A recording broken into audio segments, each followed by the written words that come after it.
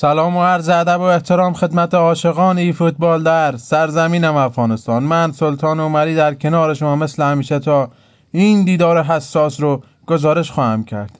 تورنمنتی که برگزار شده بود بین 30 اسکواد و 104 تا پلیرهای تایتی و وحشتناکی بودن در این تورنمنت. ببینیم 3 باخت داریم، 2 باخت داریم البته. ببینیم این باخت سومی منتخب قیصر میتونه باشه یا نه. اولین فرصت برای سلطان عمری از سمت راست زمین، فرصت داخل محبتی جریمه توپی که به تیر دروازه برخورد کرد. تیر دروازه جوجو بوفون به لرزه در اومد. گرت بای از سمت چپ زمین، ارسال بلندش داخل محبتی جریمه و این هم گل اول توی دروازه. ویکوس مثل همیشه نردبون شهرداری اورسوالی زیبای کاتاگورا. اینم فرصت برای هموطنم، یه ضربه قیچه برگردون. وا ویلا خدای من. اتو منو یاد کریستیانو رونالدو در مقابل یوونتوس میندازه. واقعا چه گلی زد. مگه میشه تو این فوتبال همچین گلی واقعا. دومین حمله برای هموطنم از سمت راست زمین. خود اتو بازیکن خطرناکی هم هست ولی اجازه گل دوم رو نمیده پتر چک اشمایکل. توپی که اوت شده. لیونل مسی به عقب، خود اتو ضربه با پای چپ و توی دروازه. 2 پای سلطان جا مونده بود و دروازه‌بان هم فقط نگاه میکنه مثل هوادار. کامبک رو تکمیل کردن. حساس ترین بازی این هفته سلطان عمری در مقابل عزت الله باردم رفت داخل محبتی جریمه و اینم گل مساوی. دوباره خوشحالی برگشت به سمت شمال افغانستان. این بازی ها خیلی جذابن. سالی 1 بار برگزار میشن با 4 تیم، 4 پلیر در 1 اسکواد قرار دارن. این 4مین نهاییه که تلاش دارن تا برای قهرمانی. بکام ارسالش در نقطه پنالتی و اینم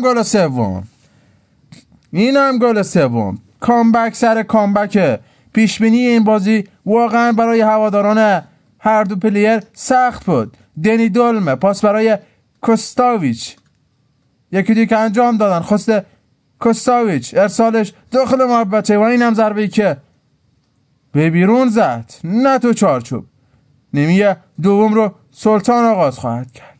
گرت بیل پاس برای کوستاویچ، توپ رو از دست داد. زدم برای هموطنم، پاس اشتباهش جالب نبود. الکساندر آرنولد بازیکن CXC ریال مادرید در ورزشگاه کالیفرنیا آمریکا. دونالد ترامپ هم حضور داره و این هم ضربه‌ای که ویلا قشنگتر از این نمیشد. کون پالمر دروازه‌بان مثل یه هوادار نگاه کرد و 2 پای هموطن هم مثل میا خلیفه وازه.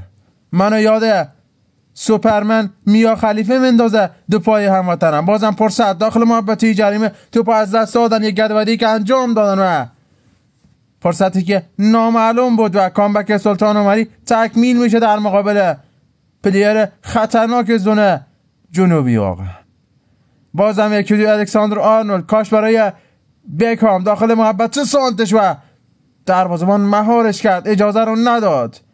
دروازه‌بان میگه دروازه هموطنت هیچ فرقی با همسر من نداره، باید دفاع بکنم. دنی دولمه پاس داخل محبته، حرکت قشنگی این بازیکن و توپی که به دیوار دفاعی هموطنم برخورد کرد. تو بازم در اختیار سلطان عمری قرار داشت ولی داده بود. توپ رو از دست دادن. پاس برای اتو خطرناکه واقعا. این بازیکن وحشتناکه. کاش برای یار هم تیمیش. توپ رو خرابش کردن. میتونست بهتر از اینا کار بکنه. دلی دولمه داخل محبت یه جریمه، توپی که به تیر دروازه برخورد کرد. میرفت گل 5 بزنه و سلطان کارو تموم بکنه. بازم فرصت برای هموطنم و توپی که زد به خایه های پتر اشمایکل. عجیب غریب گرفتین دروازه‌بان این توپ رو. بازم فرصت برای هموطنم پشت محبتی جریمه، توپی که استادگی میکنه و اینم ترکیب هموطنم که معمولا ترکیب CXC و خطرناکی هم داره. بازم فرصت برای سلطان اومدی. کاش برای جرارد و ضربه‌ای که به دیوار دفاعی هموطنم برخورد کرده. ببینیم آیا سلطان میتونه نماینده خوبی باشه برای ولایتش یا نه. توپ رو از دست داد. ضد حمله برای هموطنم. بازم ساموئل اتو دروازه‌بان بیرون اومده. 1-1 هستن و اینم گل سوم. نتیجه رو یکم به پایین آورد هموطنم. حالا 3-4 شد نتیجه. بازم ضد حمله نباید سلطان گل بخوره چون همه هوادارا منتظرن و اینم شد پایان این دیدار. برتری سلطان اومده در مقابل یکی از خطرناکترین پلیرهای زون جنوبی. امیدوارم از این دیدار، از این گزارش و از این بازی لذت کافی رو برده باشید. سابسکرایب، حمایت یادتون نره.